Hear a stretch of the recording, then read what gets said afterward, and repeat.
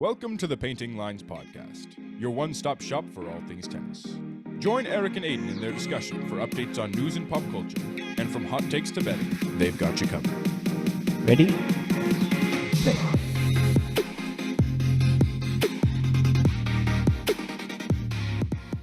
Welcome back to the Painting Lines Podcast. Last week, we had an awesome interview with former ATP pro Justin Gimelstob.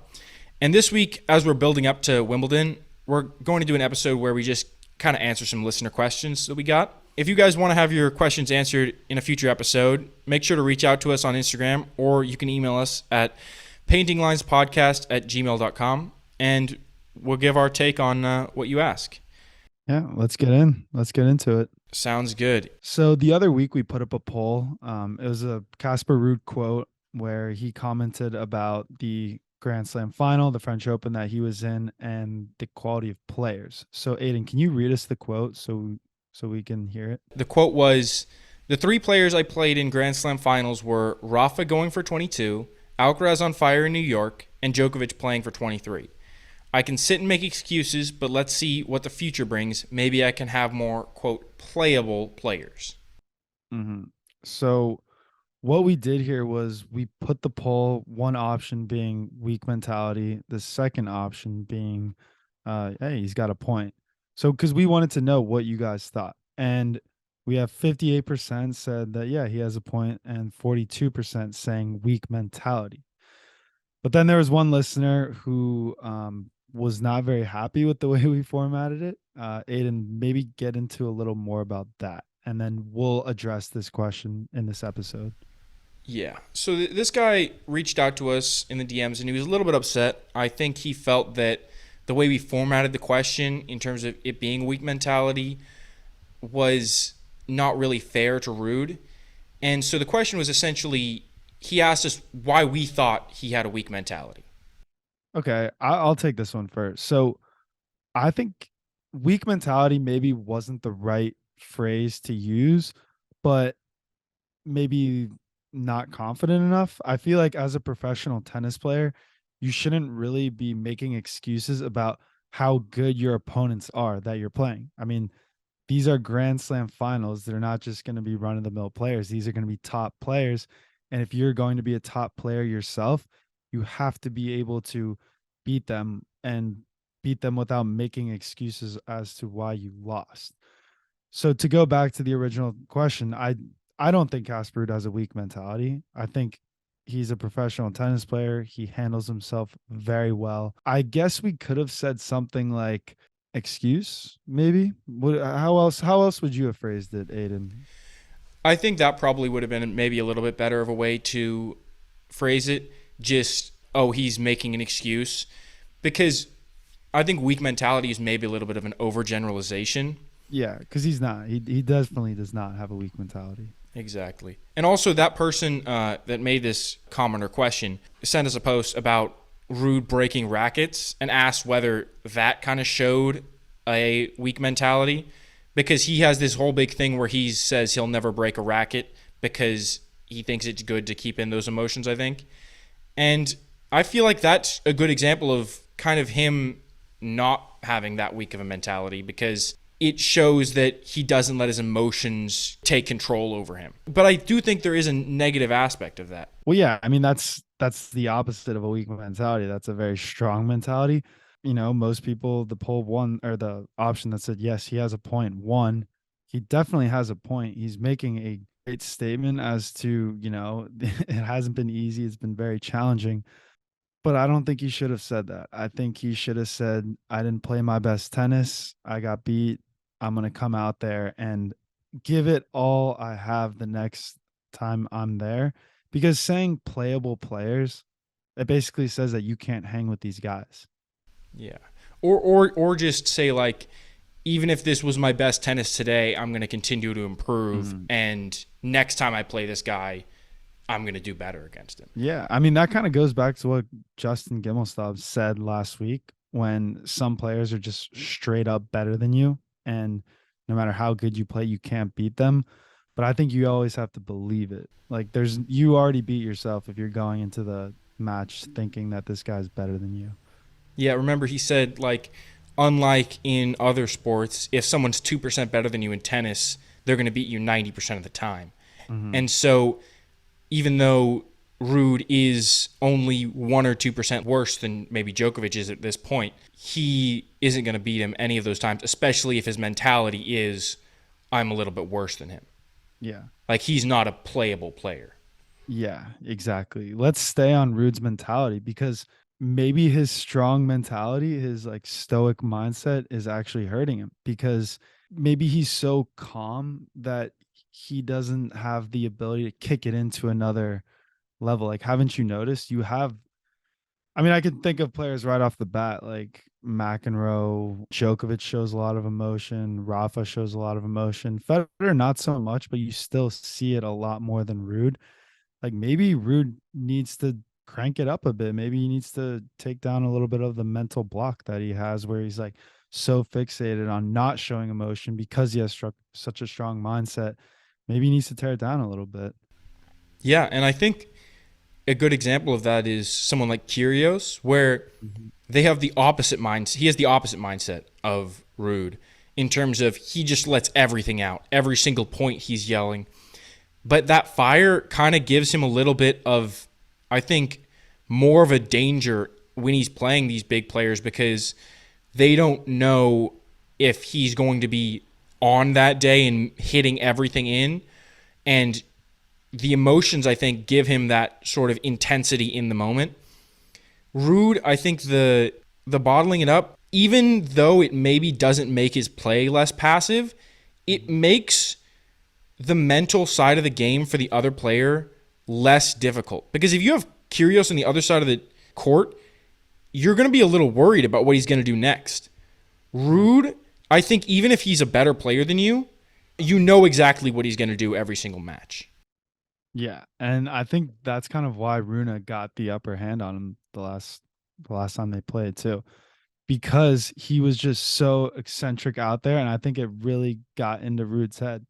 Like, I don't think he knew how to play him at that point, or at least handle Yeah, when he beat him his in emotions. Madrid or Italy. Mm-hmm.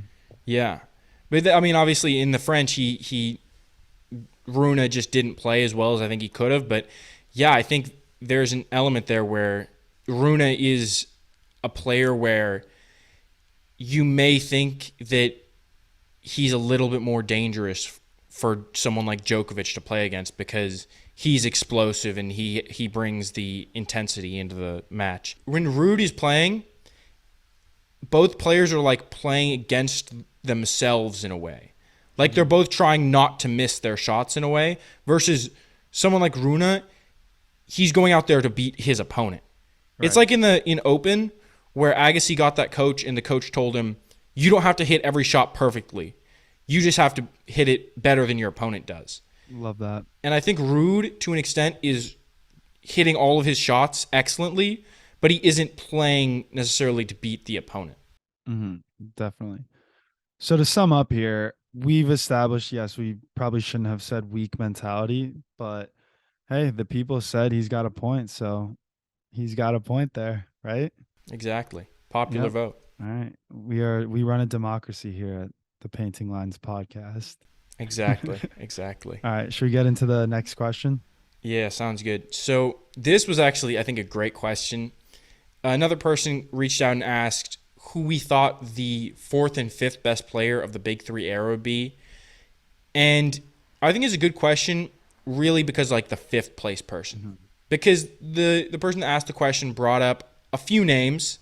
They brought up Murray, Wawrinka, Del Potro, Cilic, all these guys. And in terms of the fourth best player of the Big Three era, it's pretty obvious. I think it's Andy Murray by a significant margin. Mm-hmm. Obviously, he has 3 Grand Slams. He made 11 Grand Slam finals appearances, so not the best record in the finals, but still really impressive getting 3 Grand Slams. He's the only guy that has 2 men's singles gold medals, and he made it to world number 1. I mean, being world number 1 in an era with this level of player is pretty insane. And outside of the slams, he also had 46 tour level titles, so that's a lot of wins in an era with 3 big guys. Yeah, no question there. He's number 4, but 5th place does spark some debate, huh? Why don't you get into that? Yeah, well, so fifth place, as I said, the guy brought up people like Wawrinka, Delpo, Cilic. For Del Potro, I think the issue is just while he maybe could have been with all the injuries he had, I don't think he found the success really to be considered the 5th best guy of the era. I think he's top 10, but Sorry, I don't mean to cut you off, but I'm gonna make a pretty interesting point here. Or just this is my take, my personal opinion. I'm gonna put Delpo 5th because I think based on skill level, like you said it yourself, he had the potential, but because of injuries, it never really panned out. I'm gonna argue that yes, I think his skill and quality puts him at 5th place, even though his accolades and wins don't necessarily. Because if you think about it, he was an amazing player. He actually gave the big 3 a run, like challenged them. Whereas I don't know, Chilich, sure, but I feel like most of his wins didn't come against the big 3. okay, I see what you're saying, but do you mind if I make another comparison that maybe will change your opinion on that? Please. If you look at basketball, I think you're looking at Del Potro and he's like Derrick Rose. I knew you were gonna say Derrick Rose. Well, he's a guy that was the MVP in what was it, 2011, Yeah. and then he was injured for a majority of the rest of his career and was okay, but not the same level. If you say Delpo is the best, is number 5 of this era, that's like saying Derrick Rose was top 5 in the NBA from 2008 to 2020. Well, what is top 5 then? For the NBA, Well, how do you quantify it? Just most points? Like, yes, there are stats, but tennis, you got to say who was the greatest across the entire era, right? yeah, how do we measure that? Well, I'd say it has to do with a level of consistent greatness throughout your career, not necessarily just having one crazy good year. Okay. No, I mean, I'm kind of just playing devil's advocate here, but I'm just telling you what I personally think. Okay. Well, Yeah, to each their own, right? yeah, to each their own, exactly. But yeah, and then in terms of Cilic, I think he's a great player, but I don't think he'd be top 5 for the whole era. I mean, he made 3 Grand Slam finals, and he won that U.S. Open. And it's actually funny because we were talking last week about how, or I guess 2 weeks ago, about how sometimes the breakthrough win at a final comes against someone that isn't that big guy. And I forgot to mention that Cilic in 2014, he won his U.S. Open against Kei Nishikori. I think he beat Federer in the semifinal, but he didn't actually win the final against one of the big 3. So it's one of those times where he kind of got, like Ruud was saying, he kind of got a playable player in the final. Yeah, he did. But then again, he had to beat Federer in the tournament, though, That's true. That's to true. get there.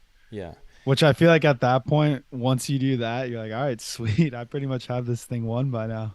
Yeah. My big thing, though, for the number 5 spot is it's between 2 guys. And for me, Wawrinka is 6 because to me, he only had 3. He had 3 standout years, which is a lot of years, to be honest. But from 2014 to 2016, he won 11 titles, including all 3 of his Grand Slams. But in the rest of his career, he only won 5 titles. And like, while it's insanely impressive, obviously. But while you really have to heavily weigh those Grand Slams, I think while maybe he had the higher peak, if you look across like the full career in terms of longevity and consistent greatness, I give David Ferrer the number 5 spot. Okay. Elaborate. So Ferrer won 27 titles in his career, ended the year as a top 7 player in 6 separate years. Wawrinka only had 3. And from 2007 to 2016, while they were both still at a really high level, Wawrinka only ranked higher than Ferrer 3 times, and it was those last 3 years from 2014 to 2016 when Wawrinka was really at his peak. Do you have any stats on Wawrinka Ferrer head-to-head? Actually, the interesting thing is that their head-to-head is dead even. Wow. They have the exact same number of wins. So that's just a toss-up. But the big thing that I looked at when I was comparing these 2 guys is how they played against the big 3. For Ferrer, he played against Nadal. He was 6-26, so not good, obviously. He had 8 finals losses. He had 7 Grand Slam matchups, and he was 2-5 against him. Those Grand Slam matchups, the ones that he won, do you know what tournament or no? Definitely wasn't French Open, was it? I don't believe it was the French, but I don't have that information off the top of my head. Got it. Ferrer played Federer 17 times and lost every single time. So how are you gonna give him the? How are you giving him fifth? I'll explain it in a second after I Okay. explain these. So Okay. Federer had obviously lost in 2 finals to him. They never met in a Grand Slam. Djokovic, he was 5-16 against, lost 2 finals against him, and lost to him in 5 Grand Slams. The big thing here is obviously he had a terrible record against the big 3, but if you really look at Wawrinka's record against the big 3, it's also not good. He's 3-19 against Nadal. But the thing about it is that Wawrinka is a game time player. So he actually has played Nadal in 4 finals, lost in 3 of them, and had 4 Grand Slam matchups, lost in 3 of them. His one win is the 2014 Australian Open final. Oh man. So that's a game time win. That's a big win there. Federer, he's 3-23 against, but in the 2 finals they played, he's 1-1. And in the 8 Grand Slams, he does have a win against him at least. And then against Djokovic, he's 6-20, but they played in 5 finals, and Wawrinka is 3-2 against him. And 2 of those were Grand Slam finals. And in the 8 Grand Slam matchups they've had, he's 4-4. So the big thing here is that Ferrer just isn't as much of a game time player, I think, as Wawrinka was. Yeah, I just don't see how you're giving it to Ferrer when he has not won a single Grand Slam and Wawrinka has 3. I think if you're just looking at who was the better player, because we're not talking about. But that's what I tried to say about Delpo, being a better player. No, but despite not having the stats. But you're talking about Delpo being a better player in like 2 years. What I'm saying is across the entire era of the big 3, I see what you're saying. Ferrer was consistently like one of the next best players. And what I think, the way I'm looking at this question is this. Wawrinka, I think he was able to perform better against the big 3. And I think he performed better in his peak. But I think across the entire era, Ferrer was the better player. Okay. I think that it does depend what you value, though. Like, as I'm saying, if someone put Wawrinka at 5, I would be like, okay, that's understandable. Yeah, as long as you can justify it. Yeah. If you can say why, then it's very ambiguous. Yeah, exactly. So what you're saying is Wawrinka knows how to turn it on when he needs to, whereas Ferrer is just a consistently better player, but may not be as clutch as Wawrinka. Well, I think it's more like Wawrinka had that really high peak from 2014 to 16. So if you were to average everything out, Exactly. Like if you're looking at 14 to 16 or like a couple years around that area, it would be easily Wawrinka's the better guy. But if you look across their entire career, Ferrer was really good throughout this entire long period until the end of it. So I think it really just depends what you value. yeah, no, it does. It does. So I hope that answered the question. I mean, yeah, it did. He asked what we thought and Yeah. All right. You want to hop into segments? segments. Yeah, let's do it. So I saw this very interesting article over the weekend where the men's tour ATP is in talks with the Saudi Arabian Wealth Fund to do joint investments. Now, I'm sure you've heard that they recently partnered with the PGA. So there's a lot of Saudi dipping their hand into sports. Yeah, I mean, it's also a thing in like Formula One. They have 3 or 4 races in the Middle East, I think in Qatar and in Saudi Arabia. So they're definitely, those guys with a lot of money in those areas are getting involved in sports. Yeah, there is something to say about golf, tennis, and Formula One. I feel like those 3 sports kind of fit into more global, where the Saudis are more interested in it. You know what I mean? Like they want those sports under their belt. But there would be some pros to a Saudi investment in the ATP, such as higher pay for players and investment in new technology, which innovates the game. Now, I've spoken how I'm not too big of a fan on innovation in tennis because I think it's a classic sport and I like to keep it classical, but it could be good. I don't know. What do you think? You think these pros outweigh the cons, which, Saudi Arabia does not have the best human rights record, and they're known for sports washing, basically hiding all their human rights abuses and anything that's wrong with the country with sports. So what do you think? I think that it depends how they would be involved. Like, does it mean Right. there would be a bunch of tournaments held in Saudi Arabia? Does it mean they're just going to be investing more in other tournaments? Like, what does it really mean? All right, so it's very preliminary. There hasn't been any deals signed or anything. This is just talks. So my understanding is they're going to invest a large chunk of money and have a minority stake in the ATP to decide like what decisions to be made. Yeah, like you said, maybe where to play some certain tournaments. It's very unclear right now, but they will have a larger say in the sport and more influence, which I don't love because they're trying to just do that with golf too. And I feel like it was just made money.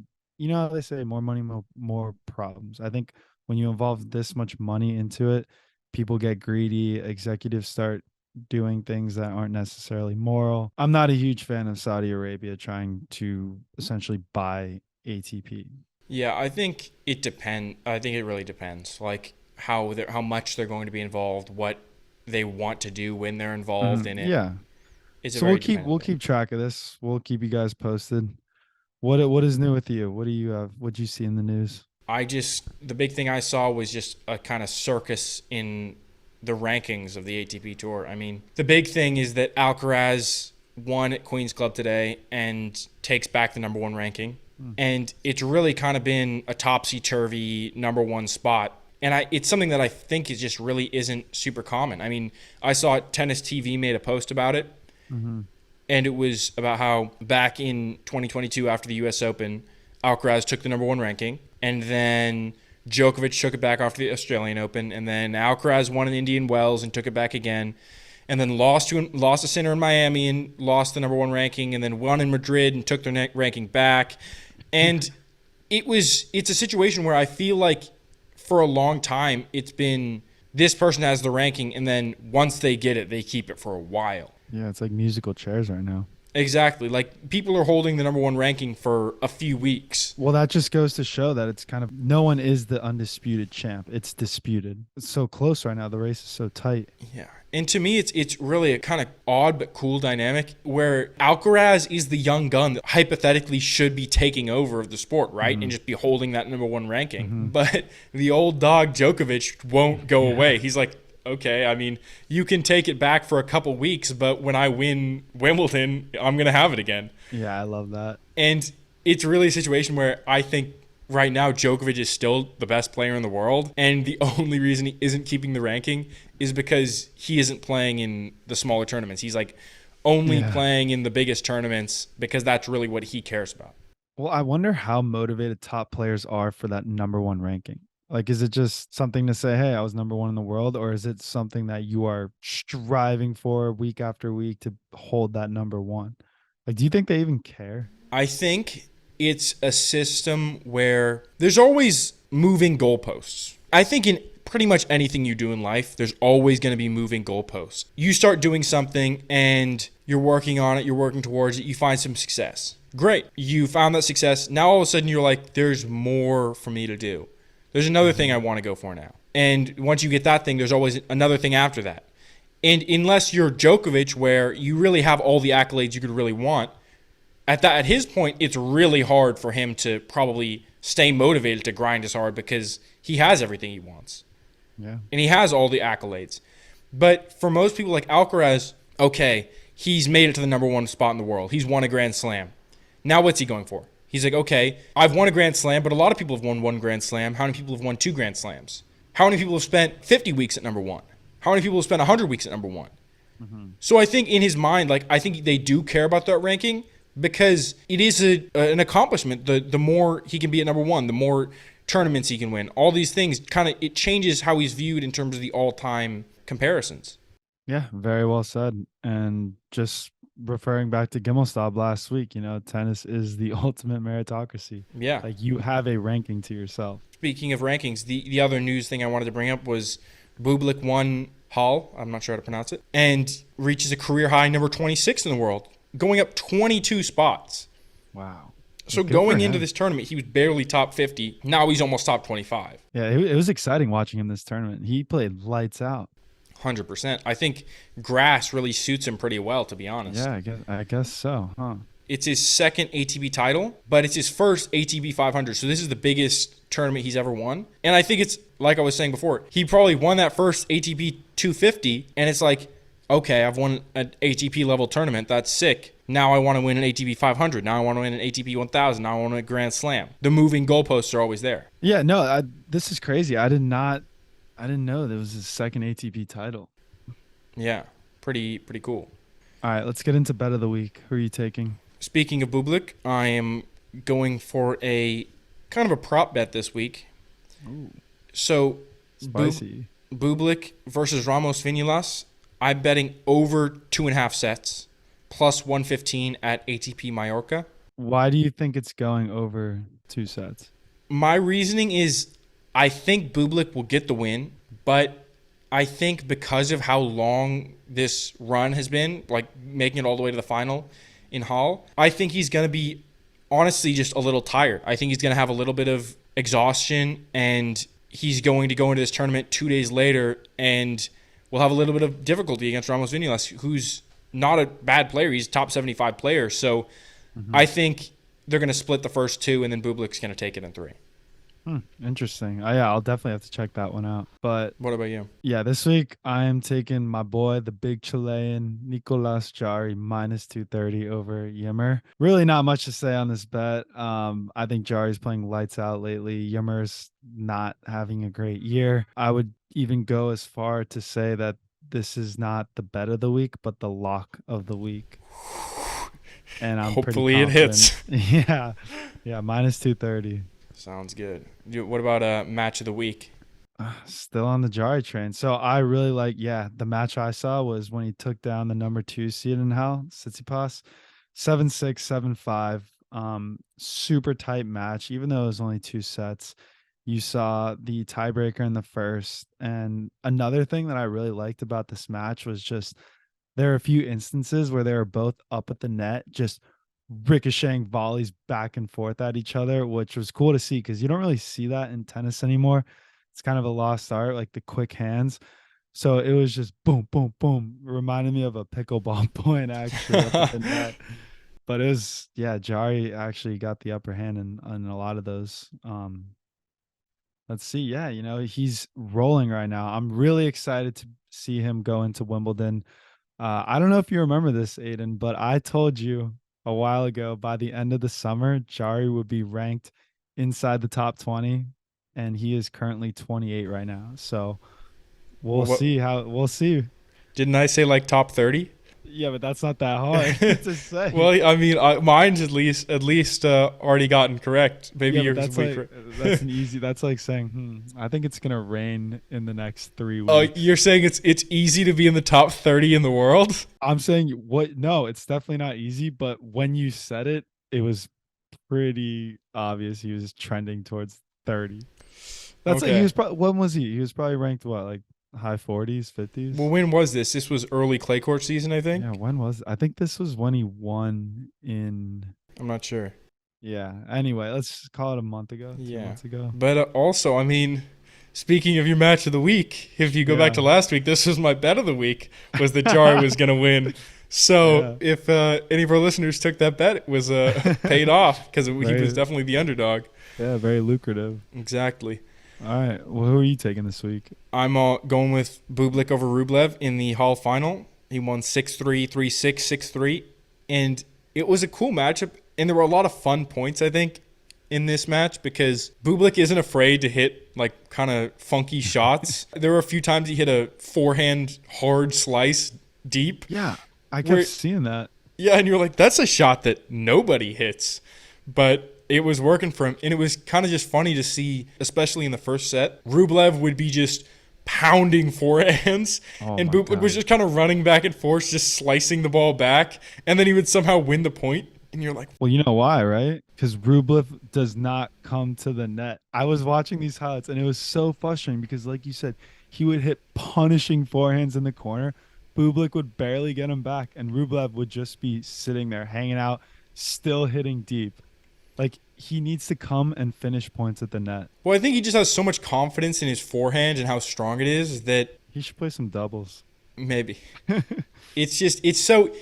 I think he can just beat 95% of players by just only hitting forehands and just not even having to come to the net. Yeah, it's pretty funny seeing him as a personality because he's very, I guess, personable with camera. You know, whenever they do tennis TV interviews, ATP interviews, he's a funny guy, super nice, super well spoken. But then on the court, he's just always yelling. He looks pissed off. He's smashing rackets. Yeah. So Rude should hang out with him for a little. Kind of balance each other out. Yeah, exactly. Maybe he'll learn from osmosis. It was also cool because Bublik just has a massive serve, so it kind of makes sense that he does well on grass. Yeah, he does. Did you speaking of serves, did he hit any like through the legs or underarm serve, whatever he does? I don't remember, to be honest. Speaking of that match though, after the match, there was this on-court interview kind of like you were talking about with Rublev, and he said, "Yeah, Bublik, it's really on you. Like, you have all the talent."